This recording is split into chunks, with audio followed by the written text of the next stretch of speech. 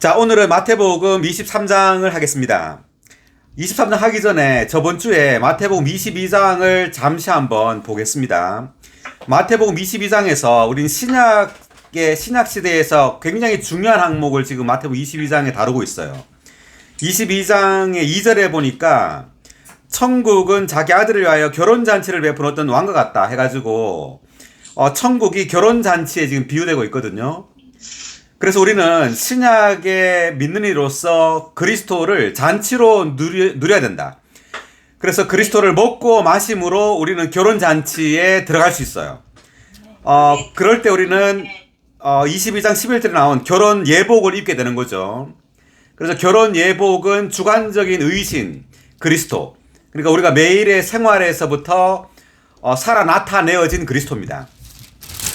그리고 그 15절에 보니까 바리새인들이 나오는데 헤롯 당원하고 이 사람들이 그 가이사에게 인두세를 바치는 것이 옳습니까 옳지 않습니까 이 질문을 했는데 이것은 통치 하나님의 통치를 지금 계시하고 있는 겁니다. 우리는 사탄의 통치를 받는 사람들이 아니라 사탄의 통치를 받아서 사탄에게 속한 사탄의 것이 아니라 우리는 하나님의 통치를 받아서 하나님의 것이어야 된다는 것을 말하는 거죠. 아멘. 그리고 23절에 보니까 부활이 없다고 하는 이제 사두개인.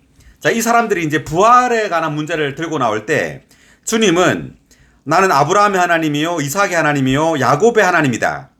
하나님은 죽은 사람들의 하나님이 아니시라 산 사람들의 하나님이십니다. 이렇게 말함으로써 우리는 하나님이 부활의 하나님이다. 그리고 하나님은 살아계신 하나님이라는 것을 알 필요가 있다는 거죠. 아멘.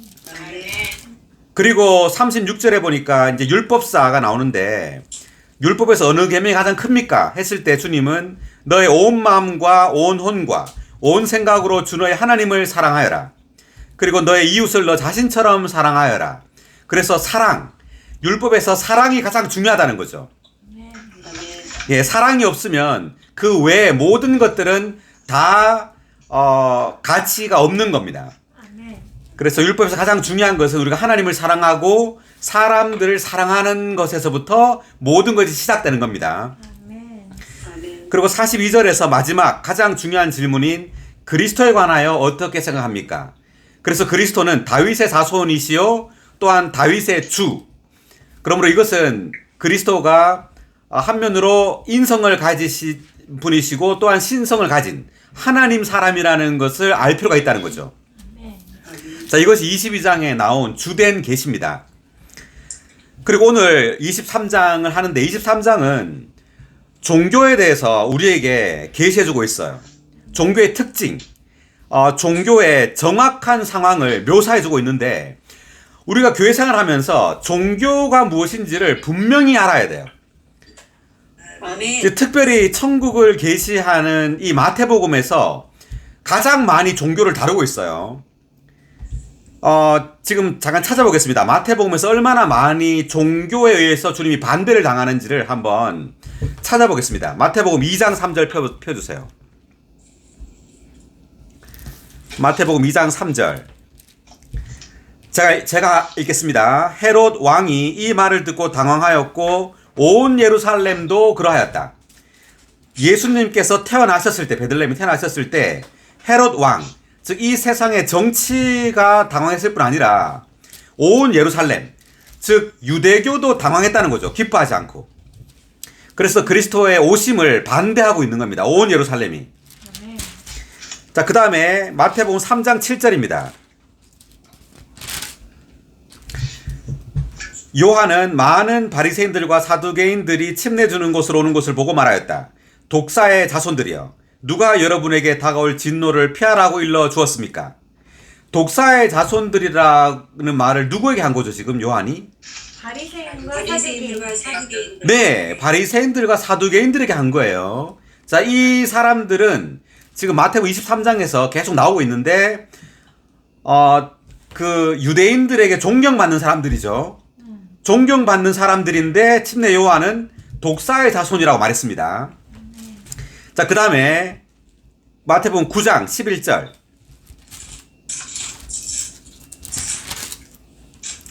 바리새인들이 보고 그분의 제자들에게 왜 여러분의 선생님은 세리들과 죄인들과 함께 음식을 드십니까? 라고 하니, 자, 그래서 이 스스로 의롭다는 이 바리새인들, 종교적인 사람들은 외적으로 보기에 좀 형편없이 보이는 이러한 죄인들이나 세리들과는 가까이 하지 않는 거죠. 네, 그렇지만 주님은 강건한 사람에게는 의사가 필요하지 않으나 병든 사람에게는 필요합니다. 이렇게 말하면서 이때 강건한 사람은 스스로 의롭다고 여기는 바리새인들이라고 말했습니다. 자, 이들은 자기가 외적으로 의롭기 때문에 자신이 병들었다는 걸 모른다는 거죠. 그래서 의사이신 주님을 찾지 않는 겁니다.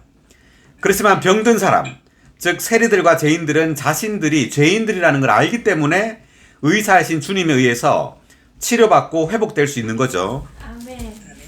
그 다음 14절입니다. 9장 14절. 그때 요한의 제자들이 예수님께 나와서 우리와 바리새인들은 자주 금식하는데 왜 선생님의 제자들은 금식하지 않습니까? 그래서 침례자 요한의 제자들도 이제 하나의 새로운 종교를 형성하게 됩니다. 그래서 이 금식의 문제, 주님을 잔치로 음식으로 누려야 되는데 주님을 누리지 않고 이러한 종교적인 어떤 실행을 강조하고 있는 거죠. 자, 그 다음에 마태복음 12장입니다. 12장 2절.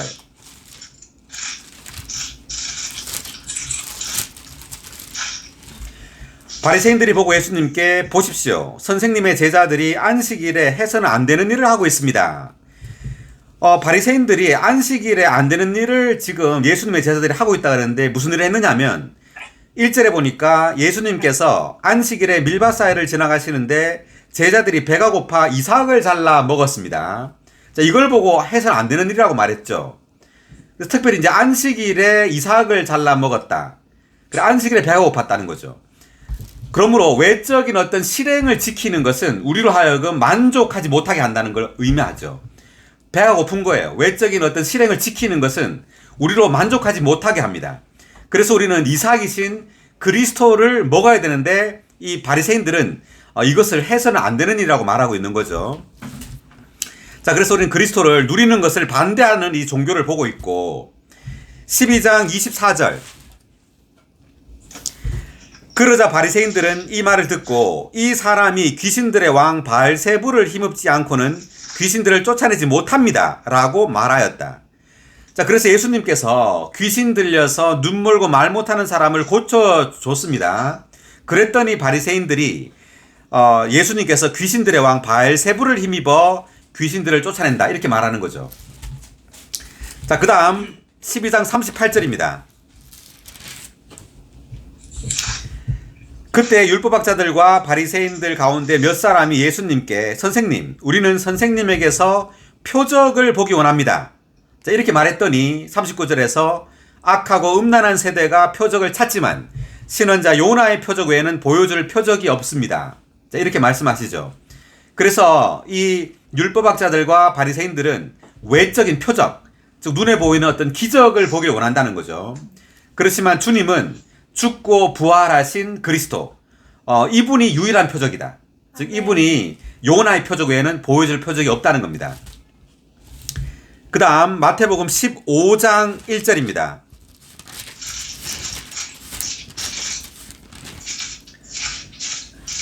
그때 어떤 바리새인들과 율법학자들이 예루살렘에 와서 예수님께 말하였다. 왜 선생님의 제자들은 조상들의 전통을 범합니까? 그들은 음식 먹을 때 손을 씻지 않습니다. 그래서 이 바리새인들이 관심하는 것은 음식을 먹는 걸 관심하는 게 아니라 음식 먹기 전에 손 씻는 걸 관심하는 거죠. 네. 자, 그래서 우리가 관심해야 될 것은 그리스도를 누리는 걸 관심해야지 외적인 많은 방법이나 실행을 관심해서는 안 된단 말입니다. 아멘. 아멘. 자, 그 다음에 16장 11절. 내가 여러분에게 떡에 관하여 말한 것이 아니라는 것을 왜 깨닫지 못하십니까? 여러분은 바리새인들과 사두개인들의 누룩을 경계하십시오. 그때서야 제자들은 떡의 누룩이 아니라 바리새인들과 사두개인들의 가르침을 경계하라는 말씀인 줄을 깨달았다. 그래서 바리새인들과 사두개인들의 이 가르침, 이 위선적인 가르침을 경계하라는 겁니다. 아멘. 그 다음 19장입니다. 19장 3절. 바리새인들이 예수님께 나와 사람이 이유만 있다면 아내와 이혼하는 것이 옳습니까? 라고 하며 시험하니. 자, 이것은 바리새인들의 어떤 정욕을 이렇게 드러내고 있는 겁니다. 이혼하는 것이 옳습니까? 이렇게 주님이 물었더니만 8절에서 주님은 모세는 여러분의 마음이 굳어졌기 때문에 아내와 이혼하는 것을 허락하였으나 본래 그런 것은 아닙니다. 이렇게 말했죠. 그래서 우리는 세상의 유행을 따라 사는 것이 아니라 하나님의 말씀을 따라 살아야 된다. 이렇게 말했습니다. 아멘. 그 다음 21장 15절.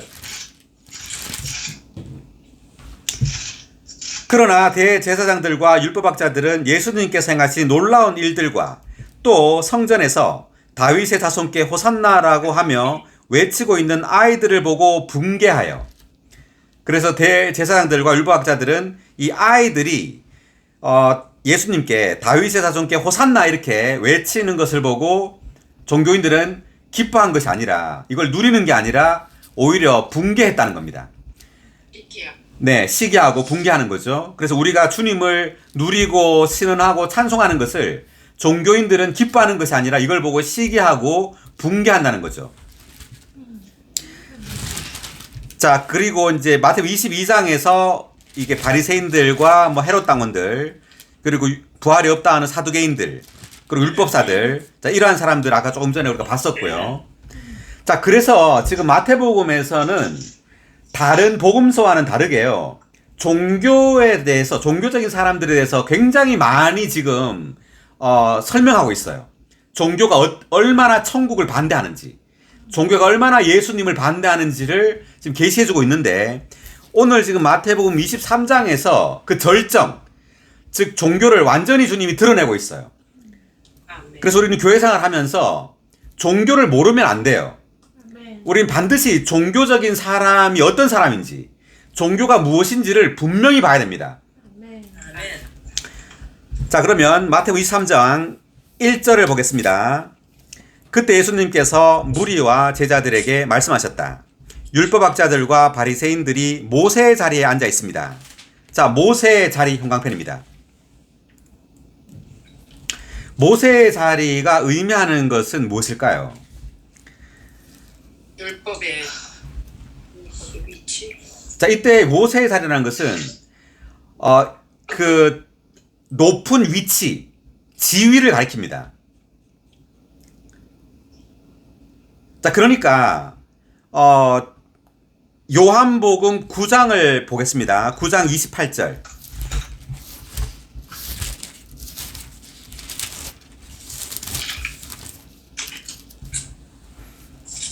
(9장 28절과 29절을 읽어보세요. 그러자 그들이 그에게 욕을 하며 말하였다. 너는 그 사람의 제자이지만 우리는 모세의 제자이다. 하나님께서 모세에게 말씀한 것은 그 사람은 어디에서 왔는지 알지 못한다. 네. 그 28절을 보니까 너는 그 사람의 제자, 즉 예수의 제자이지만 우리는 모세의 제자이다. 이렇게 말하는 거죠. 자, 이것은 모세를 높이고 있는 거죠. 높이면서 사실은 모세를 높이지만 이들은 자기를 높이는 거예요. 내가 누구의 제자다라고 말하는 것은 이 모세를 이용해 가지고 자기를 그 위치에 두는 겁니다. 그래서 우리가 교회 생활하면서 어떤 사람을 높이는 거는요, 사실 그 사람을 높이는 것 같지만 그게 아니라 자기를 높이기 위한 겁니다. 한 구절 더 보겠습니다. 요한복음 5장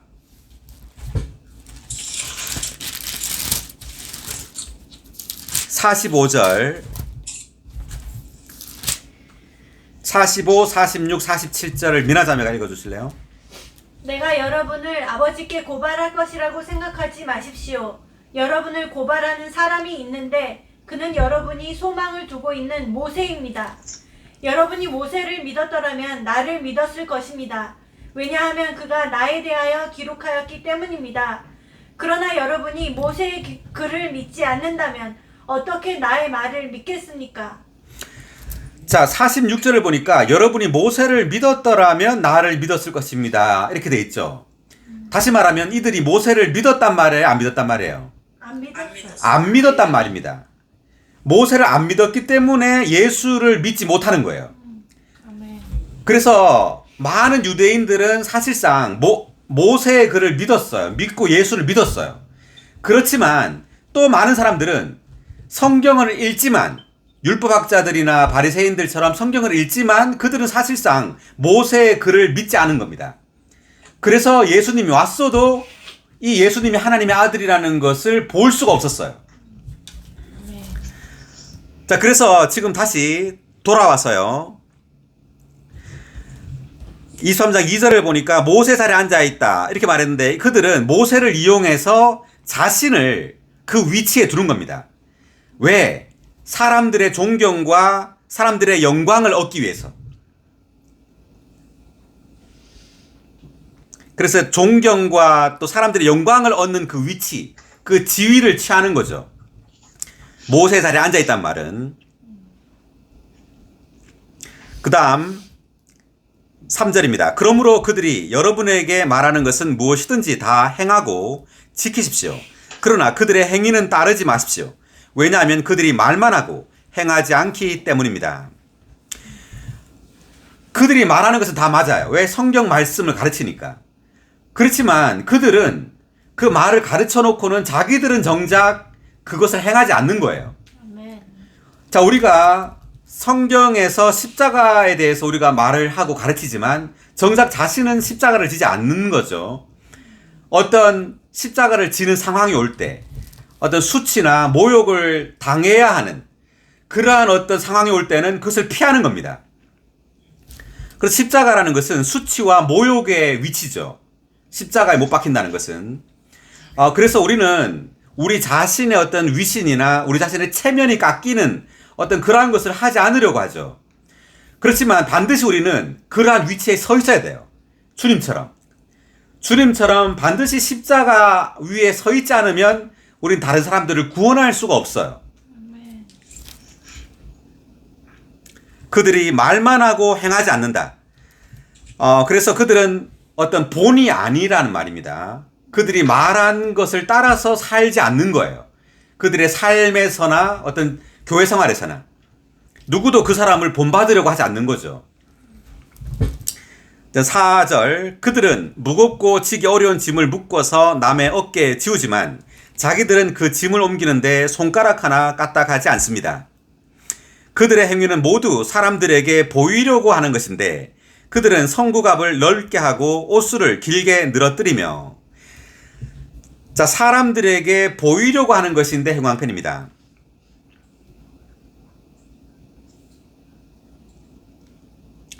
마태복음 6장을 펴보겠습니다.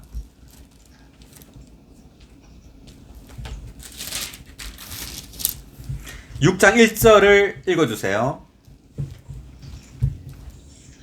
사람들에게 보이기 위해 그들 앞에서 여러분의 의를 행하지 않도록 주의하십시오. 그러지 않으면 하늘에 계신 여러분의 아버지 앞에서 보상을 받지 못합니다. 아멘. 아멘. 다 같이 읽을까요? 사람들에게 보이기 위해 그들 앞에서 여러분의 의를 행하지 않도록 주의하십시오. 그러지 않으면 그러지 않으면 하늘에 계신 여러분의 아버지 앞에서 보상을 받지 못합니다. 의를 행하지 않도록 주의하십시오 할 때 이것은 사람들 앞에서 의를 행하지 않도록 주의하라는 거죠. 자, 이때 의는 뭐냐면 지금 2절에 나오는 구제할 때, 그 다음에 5절에 나오는 기도할 때, 네, 그 다음에 그 16절에 나오는 금식할 때를 말합니다. 그리고 기도와 그리고 구제와 금식은 우리가 해야 할 거지만 사람들 앞에서 사람들에게 보이려고 하는 것. 자, 이것은 하나님께 심판을 받게 돼요. 아멘. 그래서 사람들에게 보이려고 하는 이유는 사람들에게서 어떤 영광을 얻기 위해서입니다. 영적으로 보이기 위해서죠. 그래서 사람들은 바깥의 것을 보지만 하나님은 우리의 마음을 보시죠. 자, 그다음 그 성구갑이 나오는데요. 성구갑 5절에 1번 각주를 읽어 주십시오. 성구갑. 성구갑은 율법의 일부분들을 기록한 양피지를 넣는 작은 가죽 지갑이다. 유대인들은 신명기 6장 8절과 11장 18절에 근거하여 하나는 이마에 붙여 표로 삼았고 다른 하나는 왼쪽 팔에 찼다. 율법 학자들과 바리새인들은 그것들을 넓게 하여 사람에게 보이기 위한 장식물로 삼았다. 아멘. 네, 그래서 이것을 이제 그 드러내놓고 사람들에게 이렇게 보이려고 하는 겁니다. 그래서 자신들이 이러한 것을 잘 지키고 있다. 그래서 5절의 2번 각주도 읽어주세요. 옷술에 대한 각주. 율법에 따르면 이스라엘 사람들은 그들의 의복 끝자락에 청색끈으로 술을 만들어야 했다. 술은 그들의 행위 의복으로 예표된 하늘에 속한 다스림 청색끈이 가리키는 규제받는다는 것을 상징했으며 그것은 그들에게 하나님의 계명을 지키도록 생각나게 하는 것이었다. 율법 학자들과 바리새인들은 옷술을 길게 늘어뜨려 하나님의 계명들을 지키고 있는 채 하였고 그 계명들에 철저하게 규제받고 있는 채 하였다. 아멘. 채 하였다 이렇게 나오네요. 그래서 옷술이 이제 파란색인데 이것은 하늘에 속한 다스림을 받는 행위를 말한다 그랬죠.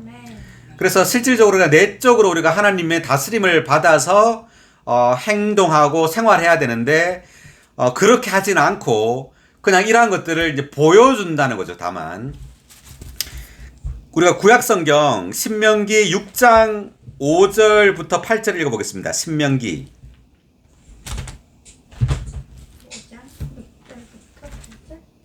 네, 신명기 6장 5절부터 8절. 그대는 온 마음과 온 혼과 온 힘으로 여호와 그대의 하나님을 사랑해야 합니다. 오늘 내가 그대에게 명령하는 이 말씀을 그대의 마음에 간직해야 합니다. 그대는 자녀에게 이 말씀을 부지런히 가르치고 그대가 집에 앉아있을 때나 길을 갈 때나 누울 때나 일어날 때나 이 말씀을 그들에게 말해주어야 합니다. 8절까지. 그대는 이 말씀을 그대의 손에 메어 표시로 삼고 그대의 두 눈 사이에 붙여 표로 삼아야 합니다. 아멘. 또 이 말씀을 그대의 집 문설주와 문에도 써 붙여야 합니다. 자, 그래서 이 말씀이 뭐냐면 그대는 온 마음과 온 혼과 온 힘으로 여호와 그대 하나님을 사랑해야 합니다. 아멘. 네, 이것을 이 말씀을 우리가 마음에 간직해야 하기 위해서 손에 그리고 두 눈 사이에 이것을 표로 삼아야 된다고 말하고 집 문설주와 문에도 써붙여야 된다 그러죠. 네, 그래서 우리는 이 하나님의 이런 말씀, 하나님을 사랑해야 한다는 이런 하나님의 말씀을 손에 맨다는 것은 우리의 어떤 일과 행함에서 이러한 말씀들이 나타나야 된다는 걸 말하고요. 아멘. 두 눈 사이에 있어야 된다는 말은 우리의 어떤 영적인 시야가 영적인 시력이 이제 밝아지는 거죠. 하나님의 말씀으로 우리가 더 말씀을 조성이 될 때. 아멘. 자, 그리고 다시 돌아왔어요. 마태복음 23장 6절을 읽겠습니다. 잔치에서는 첫 자리를, 회당에서는 높은 자리를 좋아하고, 자, 첫 자리 형광펜, 높은 자리 형광펜. 첫 자리라는 것은 다른 사람들보다 이제 위에 있는 걸 좋아하는 거죠. 높은 자리도 마찬가지고 사람들 가운데서 어떤 위대해지려는 그런 어떤 그 욕망, 갈망입니다. 첫 자리, 높은 자리, 이러한 것들을 좋아한다는 거죠. 그 다음 7절. 시장에서는 인사받는 것을, 사람들에게는 랍비라 불리는 것을 좋아합니다. 그러나 여러분은 랍비라 불리지 마십시오. 여러분의 선생은 오직 한 분이시며 여러분은 모두 뭐라고요? 형제입니다. 형제입니다. 아멘. 자, 우리가 다 형제예요. 형제라는 것이 영광스러운 겁니다. 아멘. 그런데 사람들은 어떤 다른 칭호를 받기를 좋아해요. 예를 들면 뭐 교파에서는 목사라는 말을 듣길 좋아한다든지 장로라는 말을 듣기 좋아한다든지 뭐 회복 안에서는 뭐 동력자라는 말, 뭐 봉사자라는 말, 이런 말을 듣기 좋아하죠. 이래서는 안 된다는 거죠. 아멘. 우리가 다 형제라는 것을 알 필요가 있다는 겁니다. 아멘. 9절, 또 땅에 있는 그 누구를 여러분의 아버지라 부르지 마십시오. 여러분의 아버지는 오직 한 분이시니 곧 하늘에 계신 분이십니다. 자, 아버지. 아버지는 지금 천주교에 보면 그 교황이 그 파프, POP입니다. 포프. 이 교황이라는 말의 뜻이 뭐냐면 아버지란 뜻입니다. 고대 그리스어로 아버지란 뜻이에요. 그러니까 한국말로 좀 교황이라고 했는데 이 교자가 교회, 황은 황제, 교회의 황제란 뜻이에요. 교황이란 말이. 근데 원래 이제 포프는 고대 그리스어로 아버지란 뜻입니다. 근데 선주교는 이제 대놓고 이제 아버지라고 말하는 거죠, 교황을. 그 다음 10절. 또한 지도자라 불리지도 마십시오. 여러분의 지도자는 오직 한 분이시니 곧 그리스도이십니다. 아멘. 자, 우리의 지도자는 누구라고요? 그리스도. 그리스도입니다. 그리스도. 아멘. 그리스도 외에는 그 누구도 높여서는 안 됩니다. 아멘. 자, 어떤 사람을 높이는 것이 분열을 가지고 와요. 우리가 고린도전서 1장을 보겠습니다.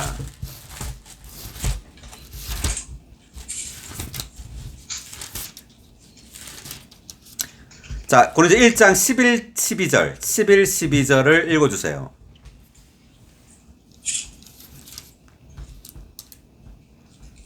고린도전서 1장 11, 12절. 아멘. 나의 형제님들 맞아요? 네. 예. 근로의 사람들 편으로 내가 여러분에 관하여 알게 것들 여러분과 다툼이 있다는 것입니다. 내가 말하고자 하는 것은 여러분이 나는 바울에게, 근로에게, 나는 게바에게, 나는 한 사람이고 한다는 것입니다. 자, 잠깐만. 지금 이창규 자님 소리가 자꾸 끊기거든요. 예. 네, 그래서 우리가 다시 한번 12절을 다 함께 읽어보겠습니다. 12절. 내가 말하고자 하는 것은 여러분이 각각 나는 바울에게, 나는 아볼로에게, 나는 게바에게, 나는 그리스도께 속한 사람이라고 한다는 것입니다. 자, 이게 지금 고린도전서에 기록되어 있는데 사실 이 바울, 아볼로, 게바는 고린도 교회 성도가 아니에요. 자, 이 사람들은 사도죠. 그러니까 지금으로 하면 어떤 동력자 뭐 이런 사람들입니다. 자, 이런 사람들을 지금 높이고 있는 거예요. 고린도 교회 사람들이. 예를 들면 바울 그러면 이 계시가 뛰어났습니다. 그리고 아볼로 같은 경우는 아주 이 말에 있어서 뭐라 그러지? 은사가 있었어. 유창했어요, 아주. 아볼로는. 그리고 게바는 예수님과 함께 3년 반 동안 함께 다닌 사람이죠. 게바. 베드로니까요. 그러니까 이 높일 만한 이유가 다 있어요. 이 사람들을. 자, 그런데 이렇게 할 때 11절에 보니까 여기 어떤 다툼, 분쟁이 있다는 거죠. 이러한 사람들을 높일 때. 그래서 우리가 교회 생활을 할 때 어떤 은사가 있든 뭐 이 사람이 어떤 교회를 이끌든 뭐 봉사를 하든 절대로 사람을 높여서는 안 된다는 겁니다. 아멘. 자, 그 다음 다시 돌아와서요. 11절. 여러분 중에 가장 큰 사람은 여러분의 뭐가 돼야 되죠? 종. 예, 종이 되어야 합니다. 자, 제가 그때 말했는데 이때 종은 정말 종이죠. 나는 하나님의 종이야. 이런 종이 아니라 정말 성도들의 종이 돼야 돼요. 네. 종에게 무슨 권리가 있나요? 권리나 인격이 없어요. 종은. 뭐 마음 상하면은 그게 종이에요. 종이 아니. 종이 무슨 마음이 상해요. 예, 자기를 알아주지 않는다고 뭐 마음이 상하면 이건 종이 아닙니다. 그래서 정말 우리 교회 안에서 정말 종이 돼야 됩니다. 정말 노예가 돼야 돼요. 아멘. 네, 내가 뭘 봉사를 한다고 해서 내가 성도들보다 높은 위치에 있다라는 어떤 그러한 인식을 가진 사람들이 많아요. 정말 이것은 타락이에요. 아멘. 22절. 누구든지 자신을 높이는 사람은 낮아질 것이고 누구든지 자신을 낮추는 사람은 높아질 것입니다. 아멘. 우리가 시편 138편을 찾아보겠습니다. 시편.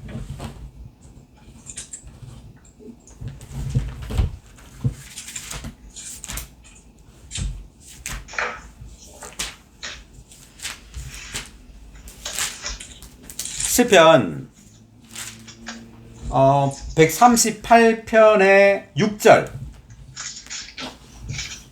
여호와는 높으셔도 비천한 이들을 돌아보시며 아멘. 멀리서도 교만한 이들을 알아보십니다. 아멘.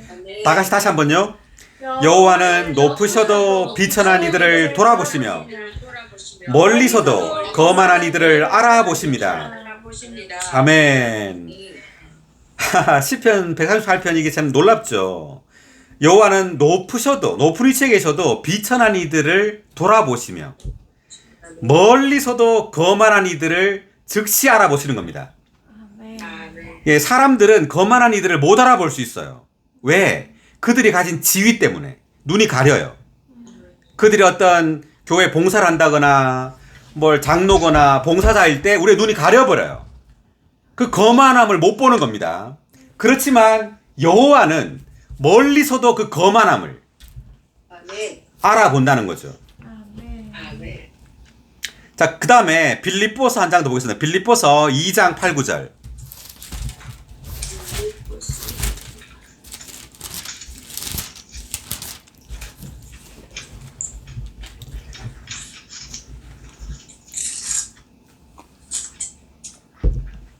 자, 미나자매.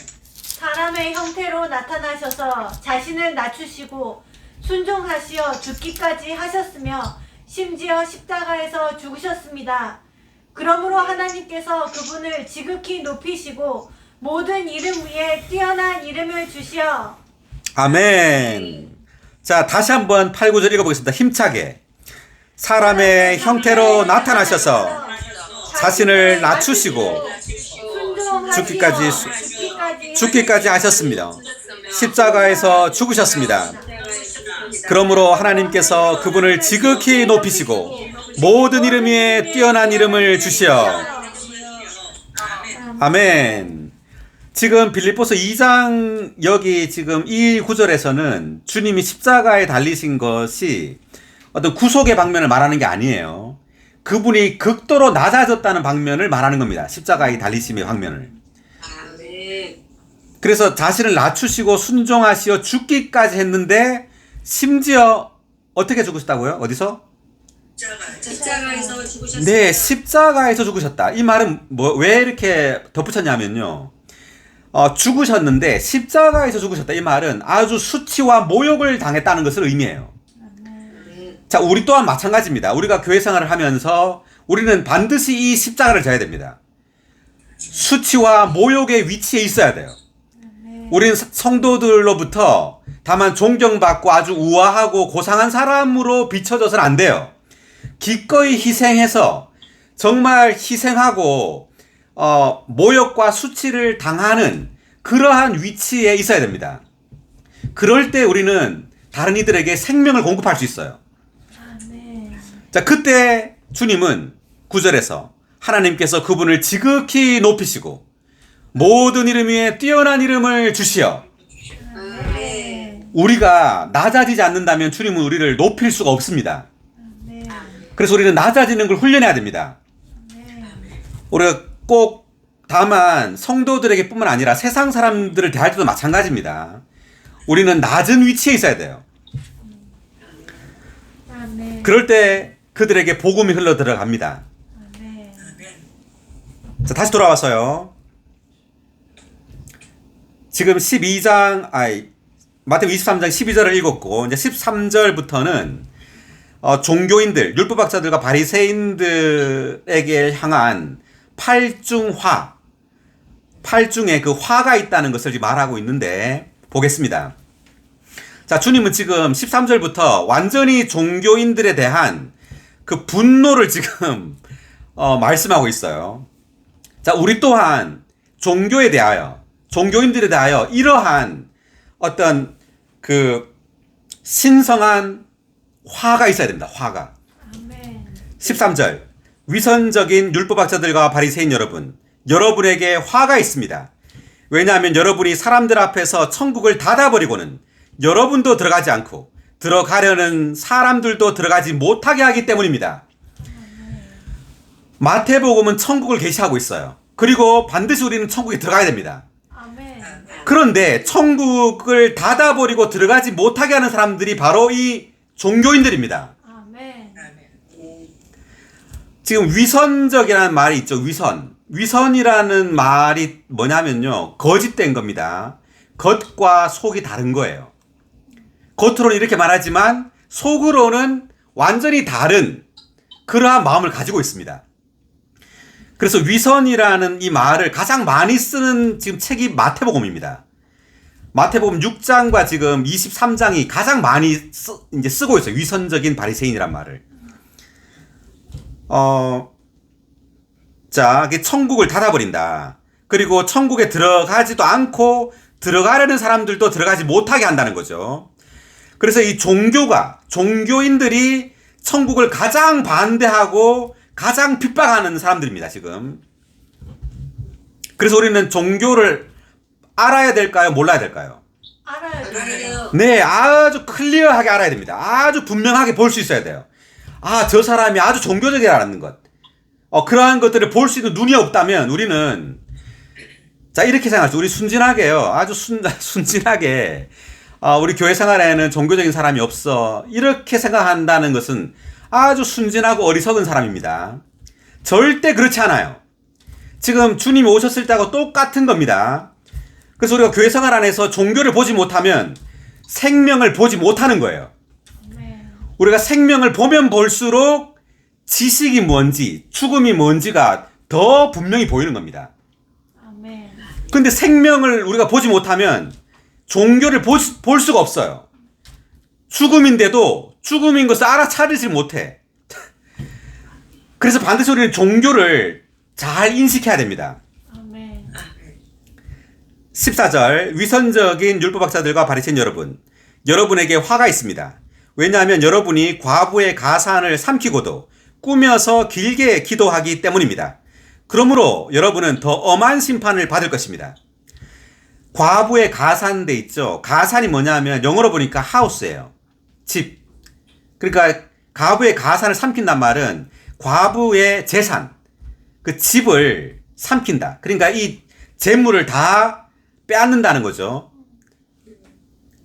이제 그렇게 하고도 이제 꾸며서 길게 기도한다. 이 말은, 꾸민단 말은 뭐뭐 하는 척 하는 겁니다. 과부를 위하는 척 하는 거예요. 그 사람을 위하는 척 하면서 길게 기도한다. 이건 기도를 길게 만든다라고 돼 있어요. 기도를 길게 만들어 사는 겁니다. 꾸며가지고. 그 사람을 위하는 척 하면서. 그러면서 그 과부의 재산을 다 삼키는 겁니다. 그 다음 15절. 위선적인 율법학자들과 바리새인 여러분, 여러분에게 화가 있습니다. 왜냐하면 여러분이 한 사람을 개종시키기 위해 바다와 육지를 두루 다니다가 한 사람이 생기면 그를 여러분 자신보다 2배나 악한 게헨나 자식으로 만들기 때문입니다. 자, 게헨나 자식이라고 되어 있는데 이 게헨나에 대하여 우리가 한번 보겠습니다.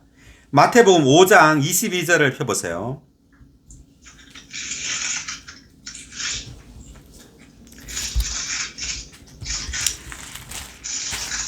(5장 22절) 22절을 한번 읽어보실래요? 그러나 나는 여러분에게 말합니다. 형제에게 화내는 사람마다 심판을 받게 되고 누구든지 형제에게 라카라고 하면 공회의 심판을 받게 되며 모레라고 하면 게헨나 불에 들어가게 될 것입니다. 아멘. 게헨나 불에 들어간다 그랬죠. 형제에게 화를 내면.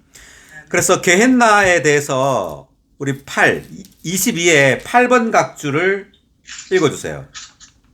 게헨나는 히브리어 게힌놈에 해당하며 도벳 또는 도베스라고도 불렸다. 그것은 예루살렘 가까이에 있는 깊은 골짜기인데 성에 쓰레기를 버리는 곳으로서 온갖 더러운 것과 범죄자들의 시체가 버려져 태워졌다. 그것에는 계속 타는 불이 있었기 때문에 영원한 형벌의 장소, 즉 불못의 상징이 되었다. 이 단어는 또한 네, 그것까지 읽을게요. 그것까지. 네. 그래서 이 게헨나는 어떤 불못의 상징입니다. 나중에는 이제 믿지 않는 이들이 전부 불못으로 들어가게 되죠. 그 다음 다시 돌아와서 16절 읽겠습니다. 눈먼 인도자 여러분, 여러분에게 화가 있습니다. 여러분은 누구든지 성전을 두고 맹세한 것은 지키지 않아도 되지만 성전에 금을 두고 맹세한 것은 지켜야 한다라고 말합니다. 자, 16절에서 우리가 좀 할 말이 많이 있는데 이 눈먼 인도자 있죠. 눈먼. 그래서 이 위선적인 율법학자들 바리새인들이 다 눈멀었다는 것을 의미합니다. 이 눈먼 사람들이 지금 눈먼 사람을 인도하고 있죠. 외적으로 이들은 아주 밝은 것 같아요. 율법도 잘 알고 율법을 가르쳐요. 그렇지만 주님은 이들을 눈멀었다고 말합니다. 자, 왜 눈이 멀었느냐 하면 그들의 그 탐욕 때문에, 그들의 그 위선 때문에 눈이 먼 겁니다. 그래서 이들이 말하기를 어떻게 말하느냐 하면 성전을 두고 맹세한 것은 지키지 않아도 되지만 성전에 금을 두고 맹세한 것은 지켜야 한다 이렇게 말합니다. 자, 이것은 뭘 의미하느냐면 성전, 즉 하나님보다 금, 재물을 이들은 더 좋아해요. 물질을 더 사랑하는 겁니다. 그래서 누가복음 16장 14절을 그때 우리가 많이 읽었었는데 돈을 사랑하는 바리새인이란 말이 있었죠. 네. 자, 그리고 성전에 금을 두고 맹세한다 할 때 우리 생각나는 게 뭐냐면 출애굽기 32장의 금송아지입니다. 찾아보겠습니다. 출애굽기 32장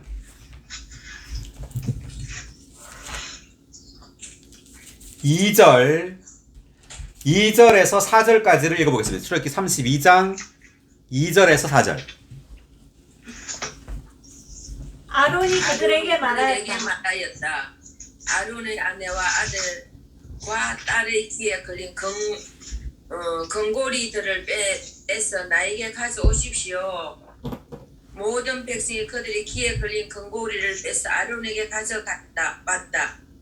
아론은 그들의 손에서 금을 받아서 송아지를 부어 만들어 각 조각 연장으로 모양을 내었다. 그러자 그들이 말하였다. 이스라엘아, 이것이 너를 이집트의 땅에서 이끌어낸 너의 신이다. 네, 아론이 이걸 만들었습니다. 모세가 시내산에 올라가서 40일 동안 있는 동안 모세가 안 내려왔기 때문에 금으로 이 송아지를 만들었어요. 그래서 이 금송아지를 하나님이라 이렇게 말하는 거죠. 자, 그런데 이 금송아지를 지금 뭘로 만들었죠? 금. 어디에 걸린 금이죠? 뒤에 귀에 거기 걸린 금고리를. 네, 2절에 보니까 귀에 걸린 금고리들이죠. 자, 귀에 이 금고리를 달았다. 이게 뭔 말이냐면 이 금 귀고리인데 이것이 의미하는 것은 자기를 치장하는 겁니다. 미화하는 거예요. 자, 영적으로 말하자면 자기를 아주 영적으로 그 영적인 사람으로 보이려고 하는 겁니다. 이것이 우상이에요. 자기 미화가 우상이라는 것을 계시하는 겁니다. 자, 우리는 자기 자신을 교회 안에서 미화하면 안 돼요. 내가 다른 사람보다 더 중요한 사람인 것처럼 행동해서 안 되고, 내가 다른 사람들보다 주님을 더 사랑하는 것처럼 보이려고 해서도 안 된다는 거죠. 아멘. 자, 이것이 바로 우상입니다. 우상. 아멘. 하나님을 대체하는 거예요. 이것은 하나님을 이용하는 겁니다. 하나님을. 자, 그래서 성전에 금을 두고 맹세했다. 말씀을 하나 더 찾아보겠습니다. 디모데 전서 6장 5절.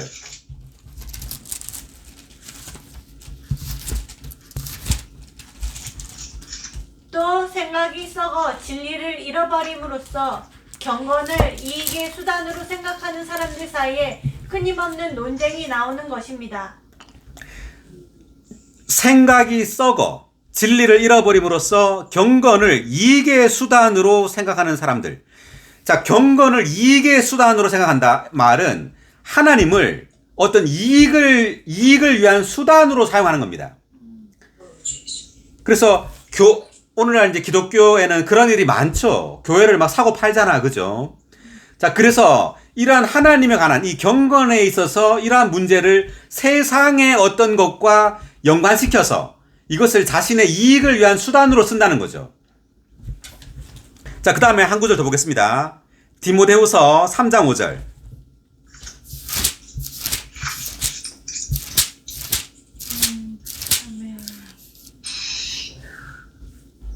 경건의 모양은 자, 큰 소리로 읽어주세요.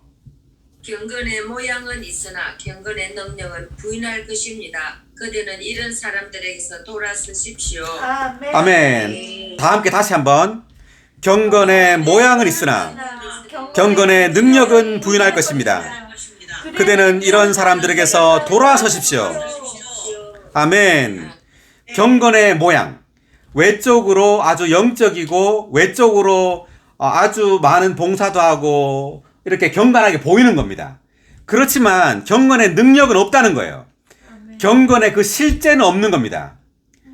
네, 외적으로 많은 하나님을 향한 많은 것들을 하지만 실제로는 경건의 능력은 없어요. 능력이 없단 말은 그 실제가 없단 말입니다. 예, 성경 지식도 많이 알고 봉사도 하고 뭐 집회도 잘 참석하지만 집에서는 그 생활이 엉망이에요. 네, 집회에서와 집의 생활이 완전 딴판이라는 거죠. 그래서 그 생활에 있어서는 그는 경건의 능력이 없다는 겁니다. 그래서 정말 이 사람이 주님을 잘 누리고 주님을 사랑한다면 이 사람에게는 경건의 능력이 있어요. 그 실제를 가지고 있다는 겁니다. 어디에 있으나. 네, 이 경건이란 말은 하나님을 표현한단 말이죠. 하나님을 살아낸다는 말입니다. 표현된 하나님입니다. 경건은. 하나님이 우리를 통해 표현될 때 이것이 경건이죠. 그래서 우리는 반드시 이 경건, 하나님의 그 표현의 실제를 가지고 있어야 된다.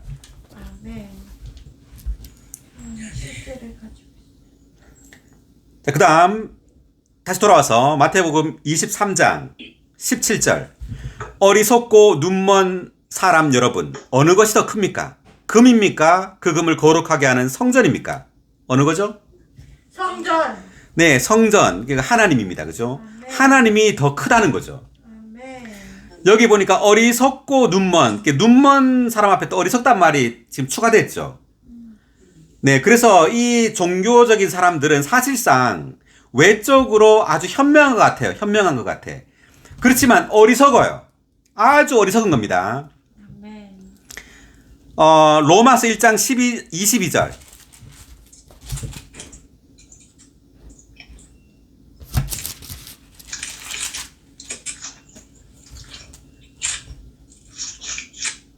그들은 스스로 지혜 있다고 주장하지만 어리석게 되어.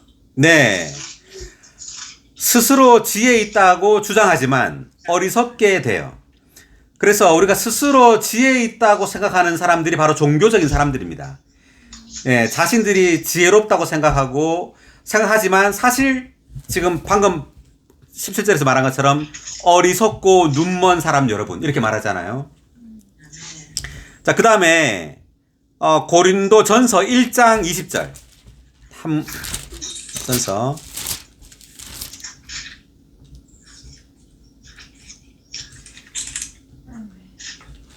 지혜 있는 사람이 어디 있습니까? 율법학자가 어디 있습니까? 이 시대의 변명가가 어디 있습니까? 하나님께서 이 세상의 지혜를 어리석은 것이 되게 하지 않으셨습니까? 아멘. 하나님께서 이 세상의 지혜를 어리석은 것이 되게 하지 않으셨습니까? 그래서 이 종교인들이 가진 지혜는요, 세상의 지혜입니다. 다시 말하면 종교는 세상이에요. 아멘. 종교는 뭐라고요?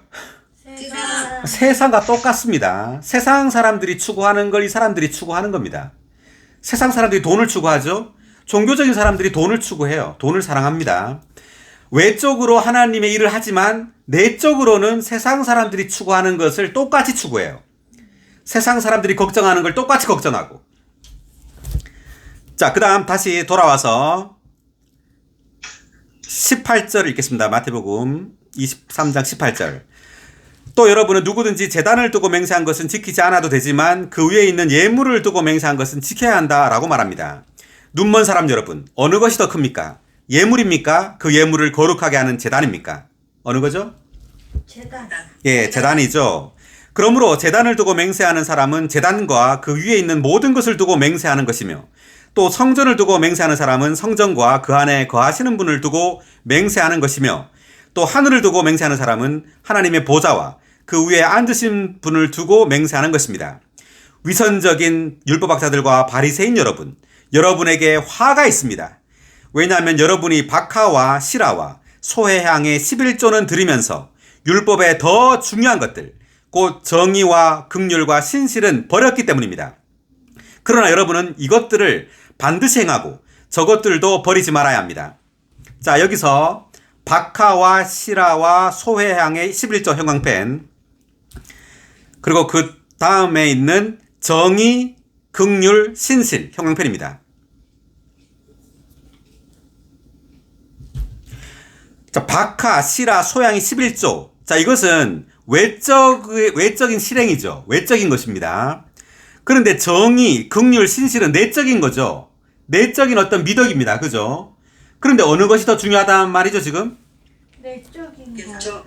네, 정의, 긍휼, 신실이 더 중요하단 말이죠. 네. 자, 그런데 이들이 이것을 버렸대요.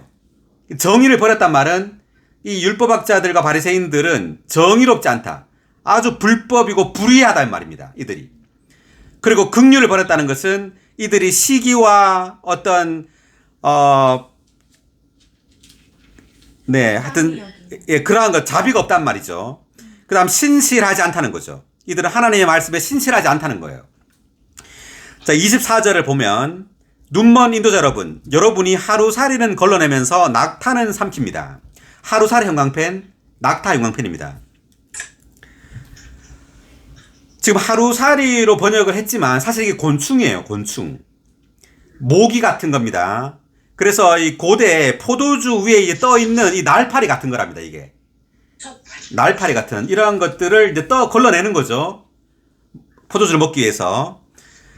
이거 그리고 낙타는 삼킵니다. 낙타는 먹는단 말이고.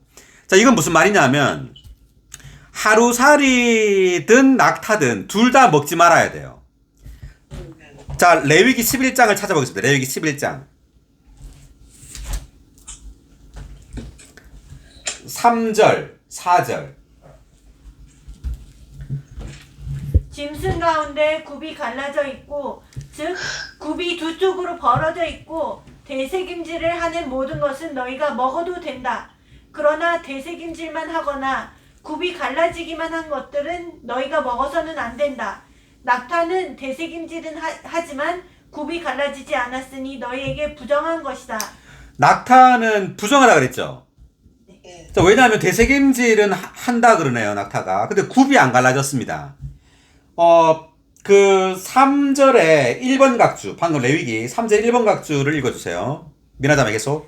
굽이 갈라져 있고 되새김질을 하는 동물은 분별력 있게 행동하며 하나님의 말씀을 깊이 숙고하며 받아들이는 사람들을 상징한다. 자, 굽이 갈라졌다는 말은 분별력을 말합니다. 자, 우리가 생명이 자랄수록 분별력이 더 예민해지죠. 네. 어느 것이 종교인지, 어느 것이 그리스도인지, 뭐가 생명이고 무엇이 죽음인지, 무엇이 생명나무고 무엇가 지식나무인지, 이러한 분별력이 갈수록 우리에게는 더 분명해져야 돼요. 아멘. 네. 그리고 되새김질 한다는 것은 하나님의 말씀을 되새김질, 계속해서 깊이 숙고하고 또 생각하고 또 먹고 이렇게 해야 된단 말입니다. 아멘. 자, 그런데 낙타도 먹으면 안 되고, 그 다음 23절, 레위기 11장 똑같이 23절을 읽어보세요. 그러나 그 외에 네 발이 있고 날개가 달린 모든 곤충은 너희에게 혐오스러운 것이다. 자, 네 발이 있고 날개가 달린 모든 곤충은 너에게 혐오스러운 것이다. 그래서 곤충도 먹지 말고 낙타도 먹지 말아야 됩니다. 자, 그런데 다시 돌아와서 24절을 보니까 하루살이는 안 먹어요. 걸러냈습니다. 자, 이 말은 이 하루살이는 그 23절에 있는 박하와 시라와 소회향의 11조를 드리는 걸 말합니다. 자, 이것은 드린다는 거예요.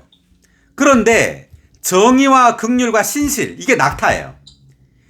낙타는 삼킵니다. 이 말은 말씀을 안 지킨다는 겁니다. 이거 지금 낙타를 안 먹어야 되는데 먹는단 말은 말씀을 안 지킨단 말이에요.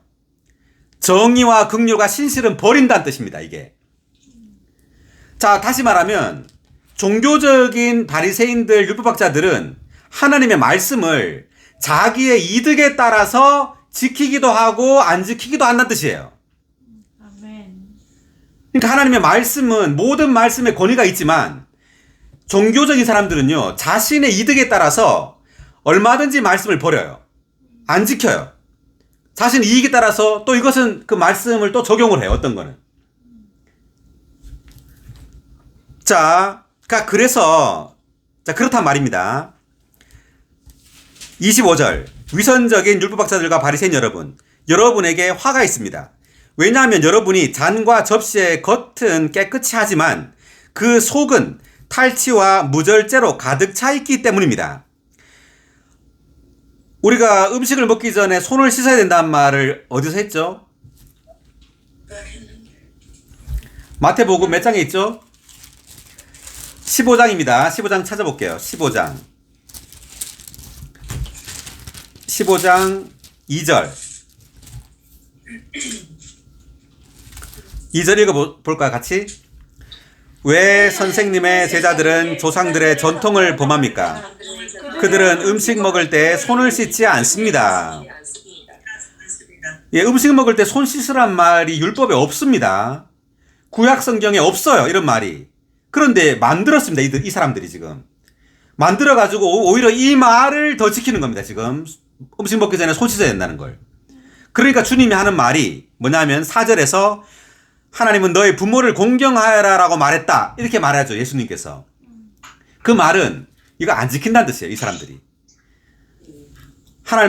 부모님을 공경 안 한다는 뜻입니다. 하나님의 말씀에 있는 것들은 자기들의 어떤 이득에 따라서 안 지켜요. 자, 그래서 그 속에는 겉은 깨끗하지만 손은 씻지만 쉽게 말하면 그 속에는 탈취와 무절제로 가득 차다. 이 탈취라는 말은 다른 말로 하면 어떤 착취, 강탈, 빼앗는 겁니다. 이렇게 그 유대인들의 어떤 재물을 빼앗는 거예요. 착취하고. 그리고 무절제, 이것은 욕망입니다. 탐욕.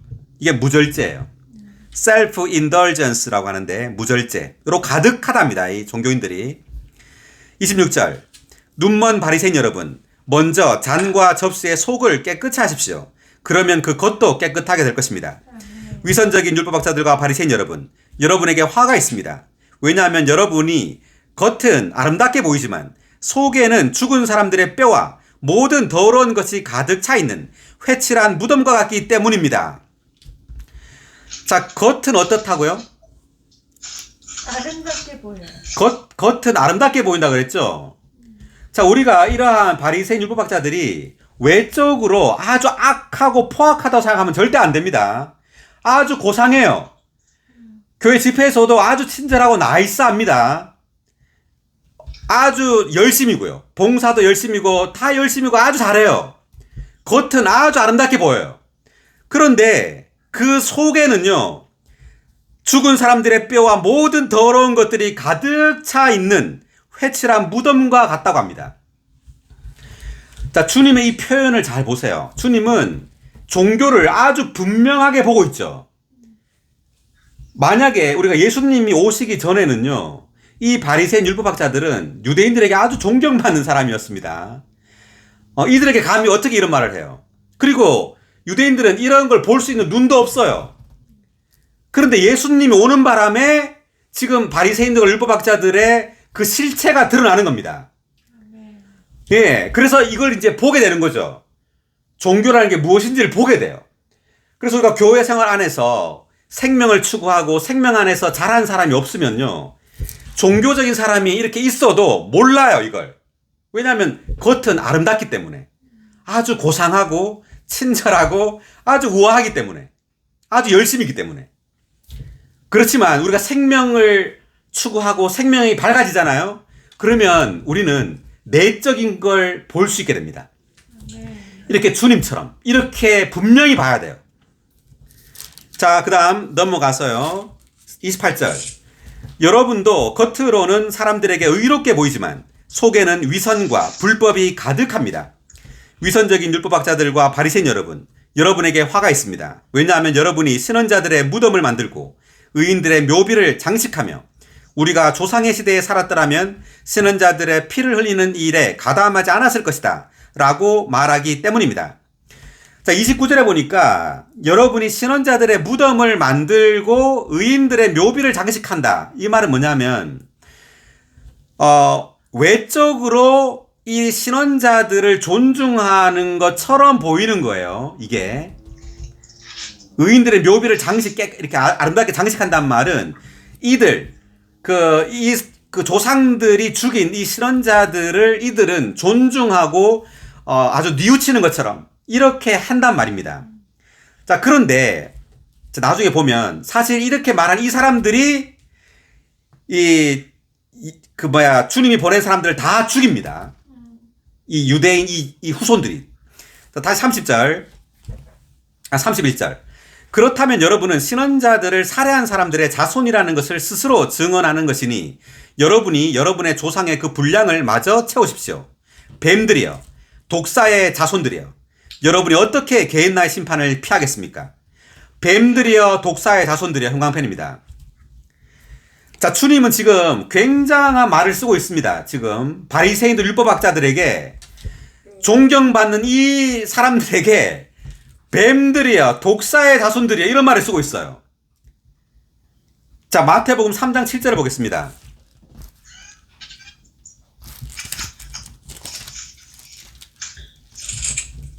자, 침례자 요한도 지금 같은 말을 하고 있는데 마태복음 3장 7절 읽어주세요. 요한은 많은 바리새인들과 사두개인들이 침례 주는 곳으로 오는 것을 보고 말하였다. 독사의 자손들이여, 누가 여러분에게 다가올 진노를 피하라고 일러주었습니까? 침례자 요한도 지금 바리새인들 사두개인들에게 뭐라고 말하죠? 독사의 자손들이여. 자손들이요. 독사의 자손들이 이렇게 말하죠. 바리새인들 사두개인들에게. 자, 똑같이 이제 주님도 지금 이렇게 말하는 겁니다. 지금 마태복음 23장에서 뱀들이여, 독사의 자손들이 이렇게 말하는 겁니다. 한 구절 더 보겠습니다. 요한복음 8장 44절.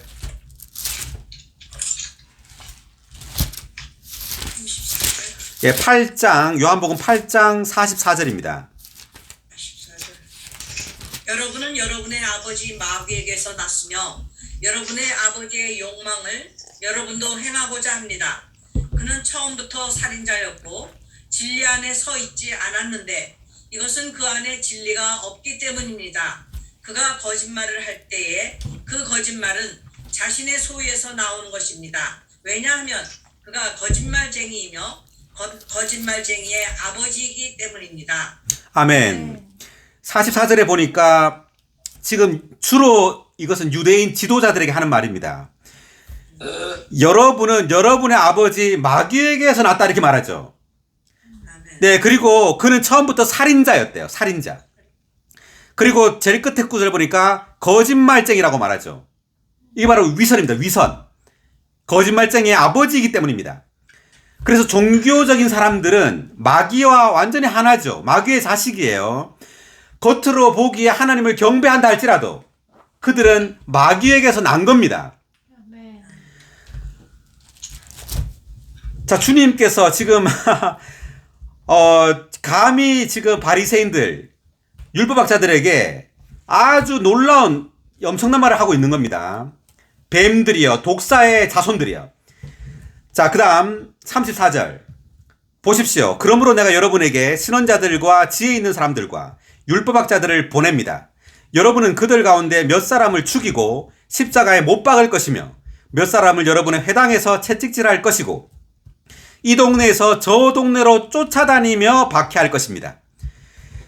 그래서 지금 이 조상들의 이 후손들도 지금 이 사람들을 박해하고 채찍질하고 죽인다는 말을 하죠, 지금.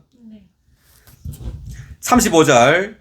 그러므로 의인 아벨의 피부터 성소와 제단 사이에서 여러분이 살해한 바라갸의 아들 사가라의 피까지 땅 위에서 흘린 모든 의로운 피가 여러분에게 돌아갈 것입니다.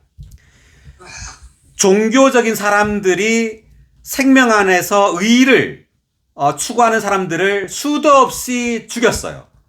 교회 역사 가운데. 우리가 만약에 종교를 보지 못하면 우리의 교회 생활 안에서도 마찬가지입니다. 생명을 죽여요. 생명을 반대합니다. 이들은. 네, 그래서 우리 교회 생활 안에서 깨어 있어야 됩니다. 깨어 있어야 되고 우리는 생명을 공급해야 되고 생명을 살아내야 되고 그리고 종교에서 박해받을 준비를 해야 됩니다. 자, 35절에 보니까 의인 아벨의 피, 그런데 아벨이 누구한테 죽었죠? 가인. 네, 가인한테 죽었습니다. 창세기 4장에서. 가인이 형이었는데 아벨을 죽였어요. 왜냐하면 아벨은 양을 드렸고 가인은 곡식을 드렸죠. 네, 겉으로 보기에는 잘못된 게 없는 것 같아요, 가인이. 그런데 하나님은 가인의 제물을 하나도 안 받았습니다. 자, 왜냐하면 자신의 노력으로 하나님을 위하여 무언가를 하는 것은 하나님은 받을 수 없어요. 그래서 피가 있는 양, 즉 그리스도만 하나님은 제물로 받는 겁니다. 자, 이것을 보고 가인은 시기와 질투로 가득해서 아벨을 죽여버립니다. 이게 첫 번째 살인이죠. 또 이것이 첫 번째 종교입니다. 종교는요, 생명을 죽입니다. 아주 잔인해요. 자, 우리가 교회 생활하면서 이것을 잘 못 겪어봤을 텐데 종교적인 사람들이 굉장히 잔인합니다. 죽입니다. 자, 그래서 우리가 깨어있지 않으면 죽임을 당하게 됩니다. 자, 그 다음 36절. 내가 진실로 여러분에게 말합니다. 이 모든 것이 이 세대에게 돌아갈 것입니다. 예루살렘이여 예루살렘이여 그대는 신원자들을 죽이고 그대에게 보낸 사람들을 돌로 칩니다. 암탉이 병아리를 날개 아래 품듯이 내가 얼마나 자주 그대의 자녀들을 품으려 하였습니까? 그러나 여러분은 원하지 않았습니다. 자, 여기서 보면 예루살렘이여 예루살렘이여 라는 말은 이 예루살렘은 도시 이름입니다. 도시 이름인데 이 예루살렘을 유대인을 부르는데 지금 이스라엘 백성을 부를 때 예루살렘이라고 불렀죠, 지금. 네, 예, 그렇습니다, 지금. 그래서 우리가 마지막에 요한계시록에서 하늘에서 새 예루살렘이 내려오죠.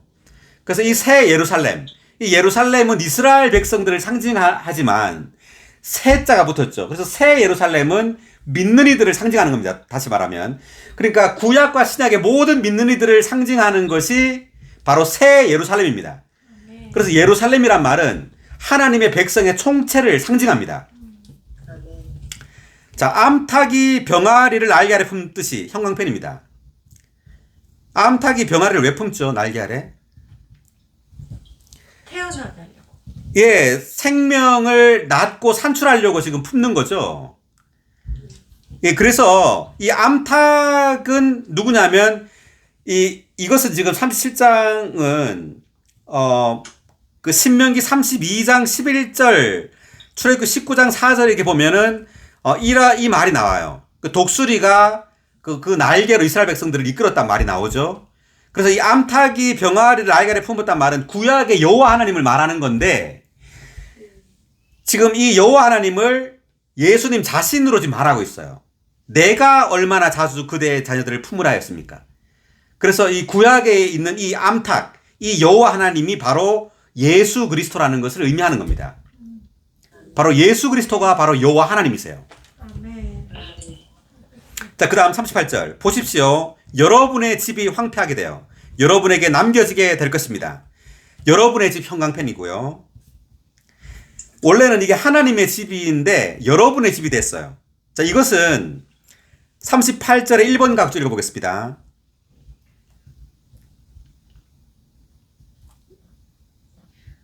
여기에서 집은 단수이므로 그것은 틀림없이 하나님의 집, 곧 성전을 나타낸다. 그것은 하나님의 집이었지만 지금은 여러분의 집이라 불린다. 그 이유는 그들이 하나님의 집을 강도들의 소굴로 만들었기 때문이다. 아멘. 여러분의 집 할 때 여러분은 여러 사람이잖아요. 근데 집이란 단어는 원래 복수가 있어요. 이게 복수라는 집들이 돼야 되는데 집이라는 단수로 썼다는 것은 이게 성전을 의미한다는 말입니다. 하나님의 집을 의미하는데 이것이 하나님의 집이 아니라 여러분의 집이라고 했다는 것은 이것이 그 성전이 이미 타락했기 때문에 강도들의 소굴이 되었기 때문에 이제 하나님의 집이 아니라 이제 강도들의 소굴이 됐다 이런 뜻입니다. 자, 그 다음에 39절.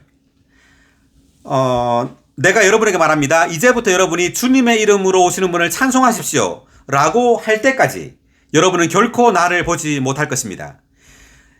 주님의 이름으로 오시는 분을 찬송하십시오. 라고 할 때까지라는 말은 주님의 다시 오심을 말하는 겁니다.